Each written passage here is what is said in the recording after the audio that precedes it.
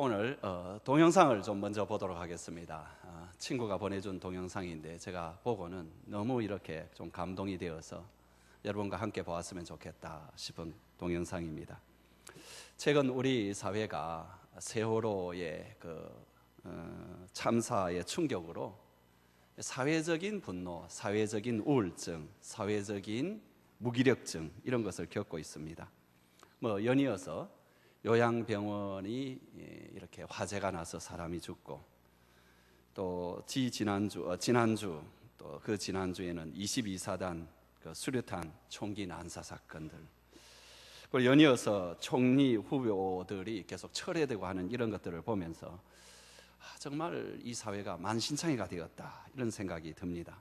게다가 월드컵 축구까지 저렇게 돼버리니까 참 별로 이렇게 보고 싶은 것도 없고, 저 아침에 와가지고 좀 기도하고 제일 먼저 보는 재미가 뉴스인데 뉴스 보는 재미도 별로 없고 요즘 특별히 여러분, 세월호 참사로 인해서 유족들만이 아니라 모든 국민들이 대리 외상 증후군을 앓고 있다고 그렇게 합니다. 이게 뭐냐니까, 사건 사고의 당사자가 아닌 제3자가 방송이라든지 이런 것을 듣고 그 사람도 똑같이 외상 후 스트레스, 갑자기 막 분노가 오른다든지 갑자기 가슴이 답답해진다든지 이런 것들 속에 빠지는 그런 현상이 있다고 합니다. 우리가 세월호의 사건을 보면서 그 꽃다운 아이들이 그 속에서 그렇게 죽어가고 있는 그 모습이 가장 비참했죠. 근데 거기에다가 진작 우리를 분노하게 만든 것은 선장의 책임을 져버리고 거기에 팬티 바람 비슷하게 그렇게 기어 나와서 일본 사복을 입고 나오는 그 이준석 선장의 모습을 보고는 정말로 전부 다 치를 그렇게 떨었습니다. 거기에서 우리는 어떤 지옥을 경험을 하였습니다. 어떤 지옥이냐, 그러면 사랑과 희생 그것이 아니더라도 최소한의 도의와 책임을 지켜야 되는데 그것을 지키지 아니하고 내버려 두고 나오는, 거기 가운데 온 사회가 이렇게 지옥을 경험을 하고 있습니다. 여러분, 사람이 사는 곳을 지옥으로 만드는 게 뭘까요? 천국으로 만드는 게 뭘까요? 사람을 악마로 만드는 게 뭘까요? 천사로 만드는 게 뭘까요? 사람을 아름다운 존재로 만들고 추한 존재로 만드는 것이 도대체 뭘까요? 우리 지금부터 동영상 하나를 보면서 좀 생각을 해보시기 바랍니다.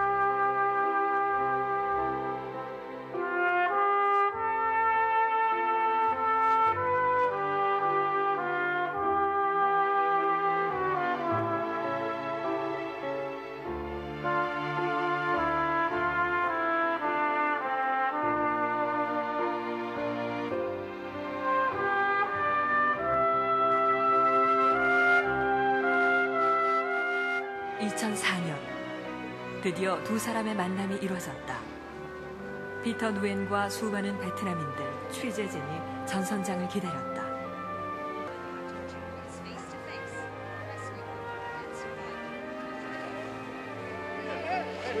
한눈에 전선장을 알아보고 뛰어나가는 피터 누엔. 19년 만에 이루어진 극적인 만남이었다.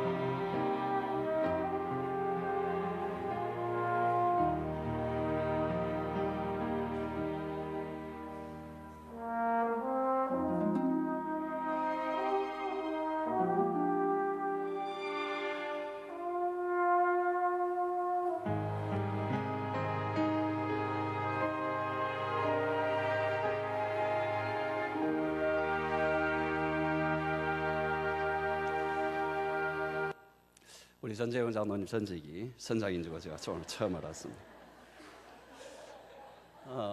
우리 목장도 이런 광명 8호가 되겠죠, 그죠? 목장도 목자 목녀들이 수고함으로 또 이번에 단기 선교를 가는 우리 팀들도 바로 그런 어떤 광명 8호가 될 것 같습니다.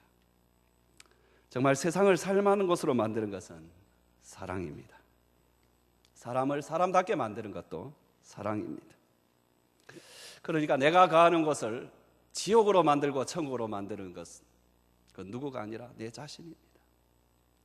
내가 무엇을 안고 살아가느냐, 내가 무엇을 붙들고 살아가느냐, 이것이 우리의 삶의 현장을 천국과 지옥으로 만듭니다. 지금까지 우리들이 생각해 본 사랑의 특성들은 대체로 상대방을 향하여 부드럽고 좀 따뜻하고 이런 것들이었습니다. 사랑은 오래 참고, 사랑은 온유하고, 시기하지 아니하고, 자랑하지 아니하고, 교만하지 아니하고, 무례히 행하지 아니하고, 자기의 유익을 구하지 아니하고, 성내지 아니하고, 또 앙심을 품지 아니한다. 그렇게 했습니다. 그래서 이 모든 것들은 자기 희생과 절제와 더불어서 상대방에 대한 따뜻한 배려가 다 있는 것들입니다. 근데 오늘 공부하는 두 가지는 그것과 좀 성격이 다릅니다. 오늘 우리가 공부하는 것은 사랑은 불의를 기뻐하지 아니하고 진리와 함께 기뻐한다. 그러니까 사랑이라는 것이 한도 끝도 없이 모든 것들을 다 받아주는 것은 사실이지만 그렇다고 그 사랑에 원칙도 없고 질서도 없고 참된 것도 없고 순수함도 없고 거룩함도 없다. 그건 아니라는 것입니다. 모든 것이 너저분하게 들어와 있는 것이 아니라는 것입니다. 아무거나 그냥 받아들이고 거기에 희생당하는 그런 나약한 것이 아니라는 것입니다. 사랑은 때로는 단호합니다. 사랑은 항상 거룩합니다. 사랑은 언제나 깨끗합니다. 사랑은 언제나 의롭습니다. 사랑은 언제나 진리 편입니다. 먼저 사랑은 불의를 기뻐하지 않는다. 이 불의라는 디키아라는 이 말은 율법을 깨트린다 이것으로서 그야말로 범죄 이렇게 보면 되겠습니다. 그러니까 사랑이라는 것이 모든 것을 다 받아들인다 하더라도 받아들일 수 없는 것이 있는데 그것은 불의라는 것입니다. 여러분 불의에 대해서 단호하게 될 때의 그 사랑은 여러분 참으로 품이 있는 그런 사랑이고 거룩한 사랑이고 진정한 사랑이고 날이 갈수록 그 값이 떨어지지 아니하는 사랑입니다. 왜 이렇게 거룩한 사랑을 해야 되느냐? 불의를 기뻐하지 않는 사랑을 해야 되느냐? 그것은 우리 하나님이 그런 분이시기 때문에 그렇습니다. 하나님은 사랑입니다. 어떤 악인도 어떤 죄인도 다 품을 수가 있습니다. 그리고 그 죄인이 70번에 7번의 죄를 지어도 하나님께서는 용서해 주십니다. 모든 재물을 다 허랑방탕하게 쓰고 돌아온 그 아들을 따뜻하게 맞이해 주시는 것, 언제나 따뜻하게 맞이해 주시는 것, 이것이 아버지의 마음입니다. 여러분, 그렇다고 해서 하나님을 우습게 보거나 만만하게 대할 수가 있습니까? 그렇지 않습니다. 왜냐하니까 우리 하나님에게는 사랑이라는 속성도 있지만은 거룩함이라는 속성도 있기 때문에 그렇습니다. 여러분, 거룩은 불의를 기뻐하지 않습니다.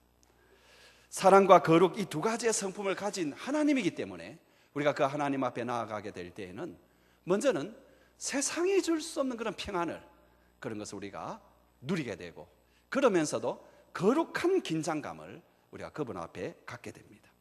우리의 사랑에는 바로 이런 거룩한 긴장감이 있어야 됩니다. 사랑한다고 만만하게 생각하고 만만하게 행동하고 이렇게 해서는 안 된다는 것입니다. 부부간의 사랑도 그렇습니다. 여러분, 부부간에는 서로 편하고 벌거벗어도 부끄러운 것이 없는 그런 사이죠. 그렇지만은 거기에도 거룩함이라는 긴장감이 있어야 됩니다.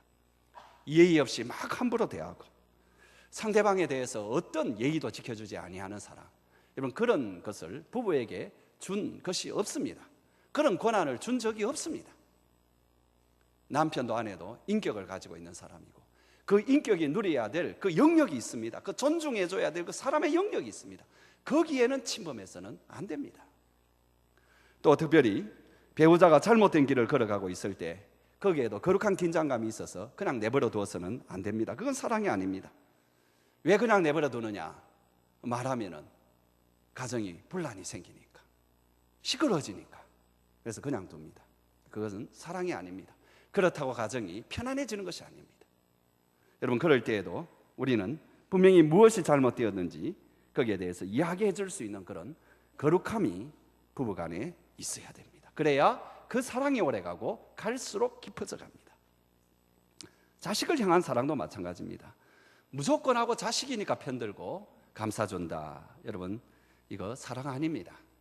보통 이걸 가리켜서 눈먼 사랑이다. 그런데 그 눈먼 사랑은 자녀를 망치는 사랑입니다.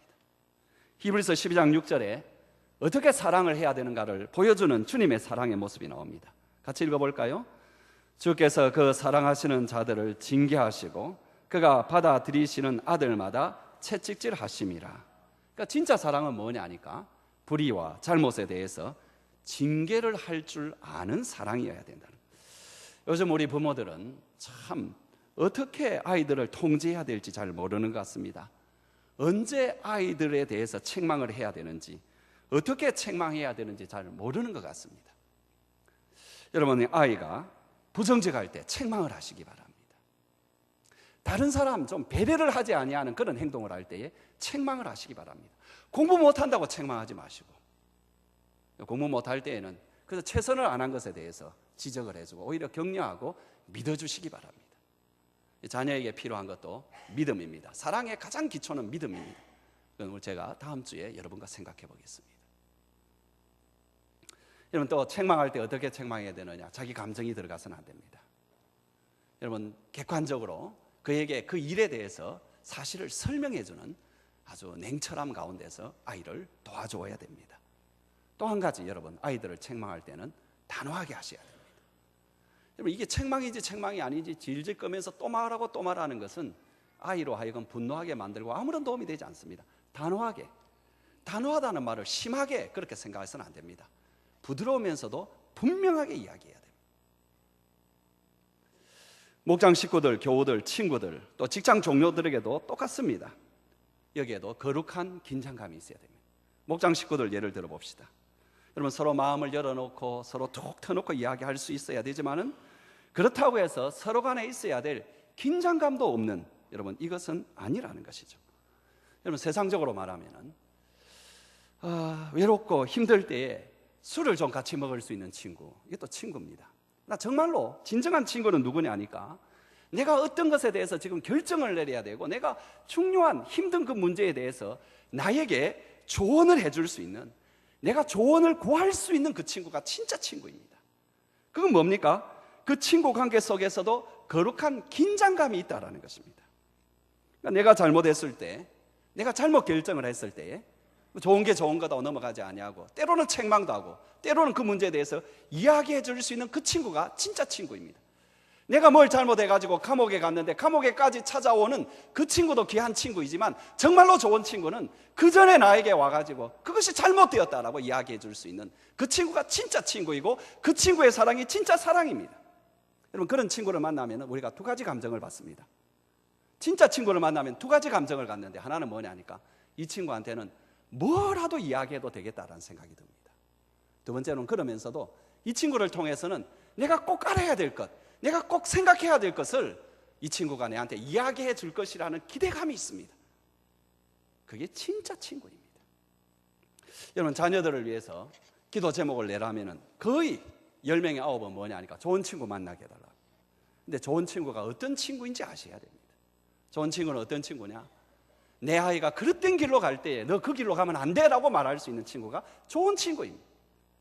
또한 여러분들도 그런 친구가 되어 주어야 되고, 여러분의 자녀들도 그런 친구가 되어 주어야 됩니다. 다윗과 요나단을 생각해 보십시오. 아름다운 사랑의 관계입니다. 그러나 그들 사이에는 하나님이라는 거룩함이 있었습니다. 그럴 때 진짜 친구가 될 수 있는 것입니다. 사실 오늘 우리가 읽은 고린도전서를 보게 되면은 거룩한 사랑에 대해서는 더욱더 단호합니다. 굉장히 단호한 사랑을 말하고 있습니다. 이야기는 이렇습니다. 교회에 악을 행하는 자가 있었습니다. 고린도전서 5장 6장에 보게 되면 교인 중 하나가 자기의 아버지의 아내를 취하는 불미스러운 일이 있었습니다. 당시에는 한 남자가 돈이 있으면 여러 여자들을 데리고 산 것은 당연했는데, 아마 그 아버지가 죽고 난 뒤에 그 첩 가운데 좀 젊었던지 그래서 자기가 취하였던 것 같습니다. 여기에 대해서 바울의 태도는 아주 단호합니다. 고린도전서 5장 11절 말씀. 이제 내가 너희에게 쓴 것은 만일 형제라 일컫는 자가 음행하거나 탐욕을 부리거나 우상 숭배하거나 모욕을 하거나 술 취하거나 속에 빼앗거든 사귀지도 말고 그런 자와 함께 먹지도 말라. 그렇게 내가 말하였다. 여러분, 13절에서는 더 강경하게 말하죠. 밖에 있는 사람들은 하나님이 심판하겠지만은 이 악한 사람들은 너희 중에서 내쫓아내라. 교회가 힘을 잃어버리고 사람들로부터 업신여김을 당하는 것은 교회나 교인들이 스스로 거룩함을 상실했기 때문입니다. 악행이나 불의에 대해서 단호한 거룩함을 보여주는 것이 참 사랑인데 거기에서 실패를 한 것입니다. 사랑은 불의를 기뻐하지 않습니다. 자신의 불의도 기뻐하지 않습니다. 자신이 불의를 저질러 놓고 기뻐하는 사람이 있을까요? 있습니다. 여러분, 지금 고린도전서 5장에 나오는 사람이 바로 그 사람입니다. 5장 2절에 보면은 그러하고도 너희가 오히려 교만하여져서 어찌하여 통한이 여기지 않느냐, 이런 죄를 짓고도 여전히 교만해요. 다음에 여러분 6절에 보게 되면은 너희의 자랑하는 것이 옳지 아니하도다. 그러니까 이런 불의를 행한 사람이 자기를 합리화할 뿐만 아니라 그것을 그냥 자랑하는, 여러분, 이 추한 모습을 보이고 있습니다. 어떻게 이 어처구니 없는 행동을 하는 것일까? 여러분, 이것은 그의 생각과 행동, 도덕과 윤리, 신앙과 삶의 기준이 하나님이 아니라 자기 자신이기 때문에 그렇습니다. 자기 자신의 부패한 심성이기 때문에 그렇습니다. 부패한 심성은 뭡니까? 자기 중심입니다. 자기 욕심입니다. 자기 생각입니다. 거기에서 나오니까 여러분, 이런 악행도, 이런 불의도 지혜라고 생각을 합니다.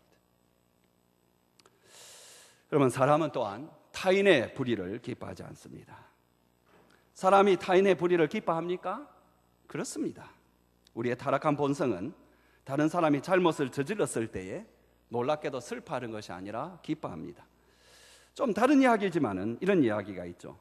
두 사람의 앙숙된 사람이 길 건너편에서 서로 장사를 하고 있었습니다. 근데 장사를 하는데 관심이 뭐냐니까, 우리 가게가 잘 되어서 돈을 버는 그거보다도 더 관심이 뭐냐니까 저 집보다 더 잘 돼야 되고, 또 앙숙이니까는 나는 잘 되고 나는 잘 되는 것으로 끝나는 것이 아니라 저 집이 망해야 된다는 생각을. 그러니까는 장사는 목적이 뭐냐니까 장사가 잘 되는 것이 목적이 아니라 저 집이 망하는 것이 그 마음의 목적이 되어버린 거예요. 그래서 하나님께서 이것을 보시고 이 문제를 해결하기 위해서 천사를 한 명 보내어서 그 중에 한 사람에게 가서 이렇게 말을 하도록 합니다. 당신이 구하는 것은 무엇이든지 다 주겠다. 당신이 돈을 구하면 내가 돈을 주겠고, 하나님께서 당신이 건강을 구하면 건강을 주겠고, 장수를 구하면 장수를 주겠고, 장사의 성공을 구하면 장사의 성공을 주고, 자식이 성공하기를 원하면 자식의 성공을 주겠다. 한 가지 조건이 있는데 바로 그것을 건너편에 있는 사람에게는 2배로 주겠다. 너가 무엇을 구할까? 이 사람이 한참을 생각했습니다. 그리고 천사에게 다시 되물었습니다. 그 사람에게 2몫을 준다고요? 그렇다. 이 사람이 한숨을 푹 쉬면서 하는 말이, 내 눈을 하나 빼주십시오. 이게 사람입니다. 이게 사람입니다. 여러분, 다른 사람이 좋지 않은 일을 할 때 우리의 마음이 어떻습니까? 봐라, 그러면 그렇지. 이게 불의를 기뻐하는 것입니다. 어떻게 하면 우리는 이 악에서 벗어날 수 있을까요? 2가지입니다. 청교도들이 가르쳐준 2가지의 비결이 있습니다. 하나는 내가 불의를 하거나 다른 사람이 불의를 행할 때에 하나님이 얼마나 마음이 아플까? 하나님의 마음이 얼마나 아플까? 이걸 생각하라는 거죠. 2번째로는 그런 죄에 대해서 그 징벌이 얼마나 클까? 얼마나 무서운 일을 저 사람이 저지르고 있나? 그 생각하면 자기도 죄를 안 짓고 그 사람에 대해서도 불쌍히 여기는 마음이 일어난다는 것입니다. 2번째로, 사랑은 소극적으로 불의를 기뻐하지 않을 뿐만 아니라 적극적으로 진리와 함께 기뻐합니다. 여기에 나오는 진리는 2가지 측면이 있는데, 하나는 만고불변의 진리, 그러니까 영원한 진리, 우리가 수호해야 될 진리. 사실 우리가 수호하지 않아도 어째도 있는 진리죠. 좀 쉽게 설명하자면 이런 것이겠죠. 이단의 잘못된 거짓 교리와 가르침에 대비되는 바른 교리와 신학을 우리가 이야기할 때 그게 진리라 말할 수 있습니다. 우리가 이단에 대해서 아주 단호하게 대하면은 그들이 자주 이런 말을 합니다. 또 모르는 사람이 이런 말을 합니다. 교회가 사랑이 없다. 그건 오해입니다. 진리 아닌 것에 대해서 단호하게 대하는 것이 사랑입니다. 여러분, 진리만을 기뻐하는 것이 사랑입니다. 여러분, 사람들을 지옥으로 인도하는 것을 뻔히 보고도 어떻게 어정쩡하게 그대로 있으란 말입니까? 그러면 어떤 사람 말할 것입니다. 이단이 뭐냐? 다 서로 이단이라고 하는데, 이단은 3가지 특징이 있습니다. 첫 번째로 거짓말을 합니다. 2번째로 사람들의 이성과 양심이 마비되어 있습니다. 3번째로 사람이 노예가 되어 있습니다. 여러분, 이단을 만나면 이 3가지를 이야기하십시오. 성경에 보면은 기준이 3가지다. 하나는 거짓말을 한다. 2번째로는 이성과 양심이 마비된다. 3번째로는 노예가 되어 있다. 네 삶을 한번 살펴봐라.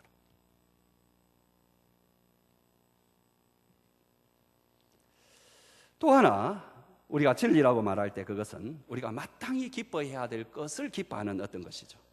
이전에는 우리가 마음이 타락하니까 이웃의 도덕적 실패나 부패를 우리도 모르게 기뻐했는데, 그게 아니라 정말로 기뻐해 줘야 될 것을 기뻐하시는 건데, 우리 예수님께서 여러 제자들을 내보내어서 복음을 전하니까 그들이 돌아와서 보고하기를 많은 사람이 하나님께로 돌아왔다니까 주님께서 굉장히 기뻐하신 그 기쁨, 바로 그것이 기쁨의 대상이 되는 진리라고 말할 수 있습니다. 그런데 여러분, 흔히 사랑 이렇게 말하면 진리에 눈이 멉니다. 사랑하면 눈이 멀었다 이렇게 말합니다.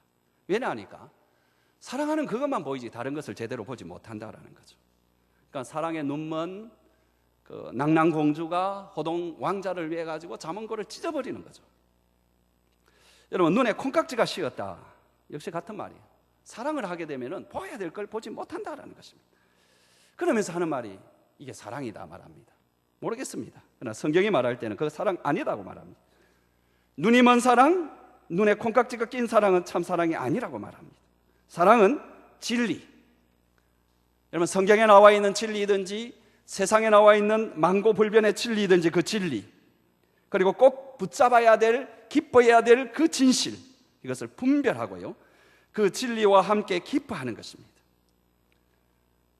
그래서 어쩌면 우리가 사랑한다 하면서 우리는 거짓 사랑을 하고 있는지 모릅니다. 그럼 왜 사람은 진리를 제대로 보지 못하고 진실을 제대로 보지 못하고 사실을 제대로 보지 못할까? 간단합니다. 이유는 왜 못 봐요? 자기 보고 싶은 것만 보려고 하기 때문에, 자기 듣고 싶은 것만 들으려고 하기 때문에, 자기가 믿고 싶은 것만 믿으려 하기 때문에 계속 헛도는 것입니다.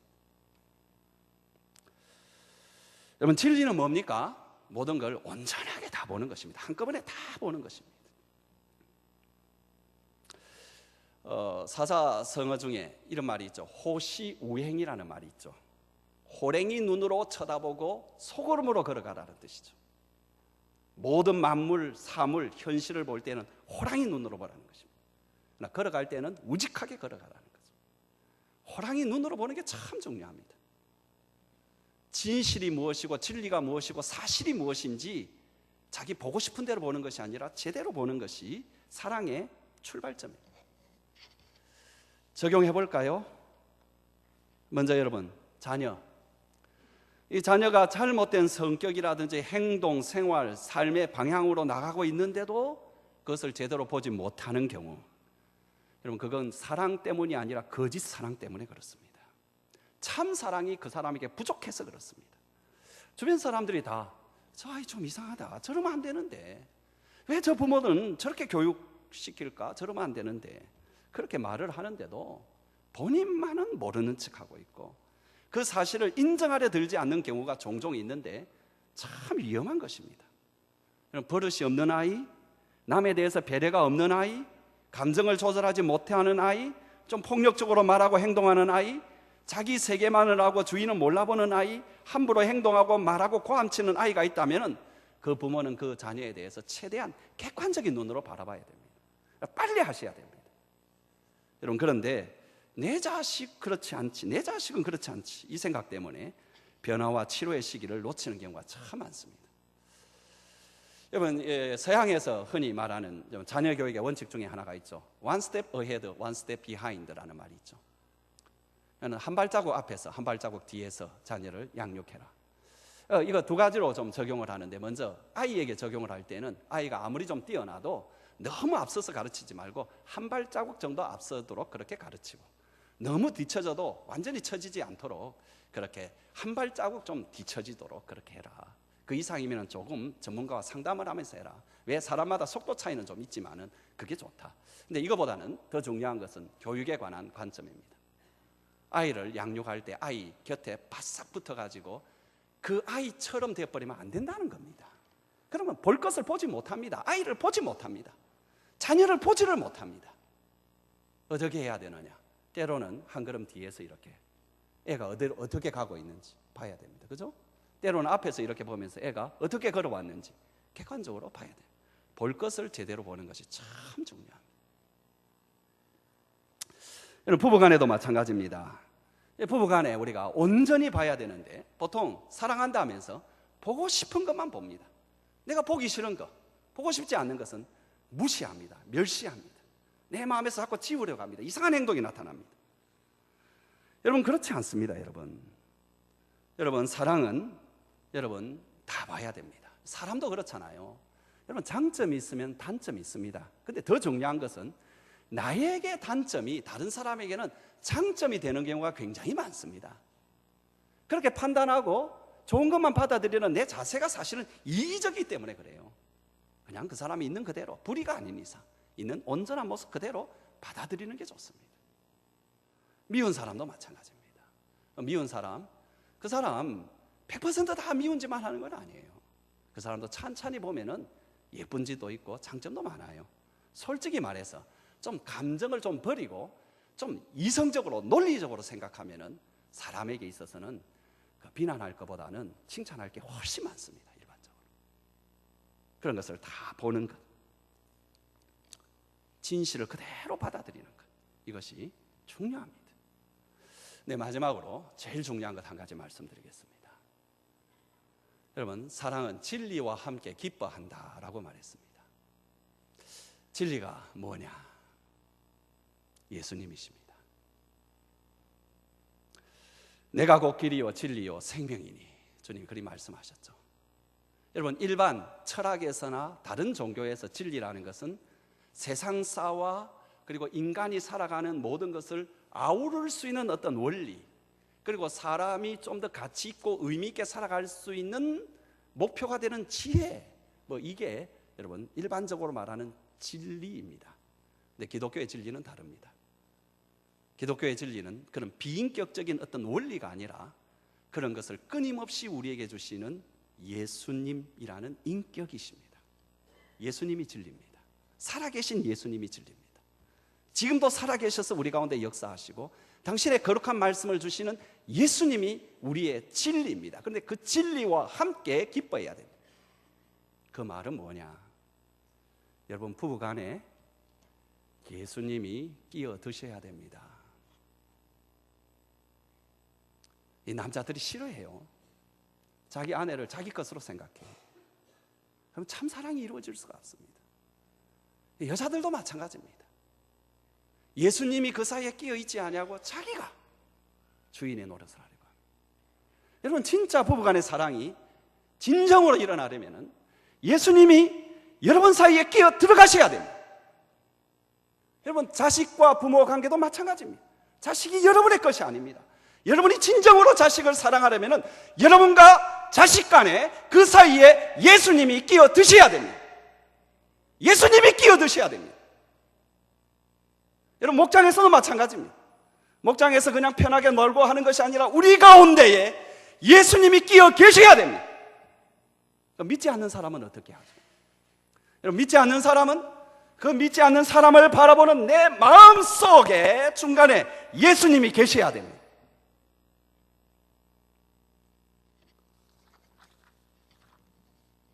여러분, 예수님이 부부 사이에 들어와 버리면, 예수님이 부모 자식 사이에 들어와 버리면, 예수님의 목장 식구들 사이에 들어와 버리면, 예수님이 다른 사람과 만나는 그 사이에 끼어들면 내가 너무 불편하고 내가 너무 재미가 없어지고 좀 지루해지고, 그렇게 생각하십니까?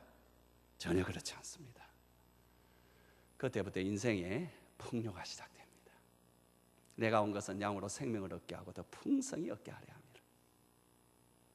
예수님을 여러분 이제는 여러분의 아내와 관계의 그 사이에 두시기 바랍니다. 여러분 남편과 그 사이에 두시기 바랍니다. 아멘. 진짜 그러셔야 됩니다. 여러분, 그렇게 하게 되면은 여러분 부부 관계가 이기적인 긴장 다툼이 넘어서 가지고 예수님이 우리 사이에 계실 때는 존경이 생기고 배려심이 생기고 섬김의 감동이 있습니다. 부부간에도.